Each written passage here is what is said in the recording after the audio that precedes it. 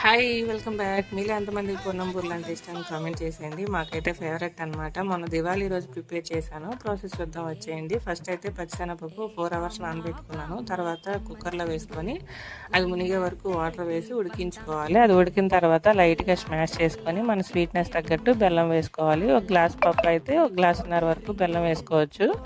కొంచెం ఎక్కువైనా పర్లేదు, కాకపోతే అది దగ్గర పడడానికి కొంచెం టైం పడుతుంది. ఇది ఉడికేటప్పుడు నేను ఇలాచి ప్లస్ కొంచెం గీ వేసుకున్నాను. ఆ క్లిప్ మిస్ అయిపోయింది. అది బాగా ఉడికిపోయిన తర్వాత ఇలా బాల్స్ రెడీ చేసి పెట్టుకోవాలి. నెక్స్ట్ మనం పప్పు నానబెట్టుకునేటప్పుడే మినపగుళ్ళు అలాగే రైస్ వేసి నానబెట్టుకోవాలి. అవి కూడా 4 అవర్స్ నానిన తర్వాత మిక్సీ చేసుకొని ఇలా బ్యాటర్ రెడీ చేసుకోవాలి. 1 గ్లాస్ మినపగుళ్ళకి 2 గ్లాసులు రైస్ అనమాట, మన దోశ బ్యాటర్ లాగే.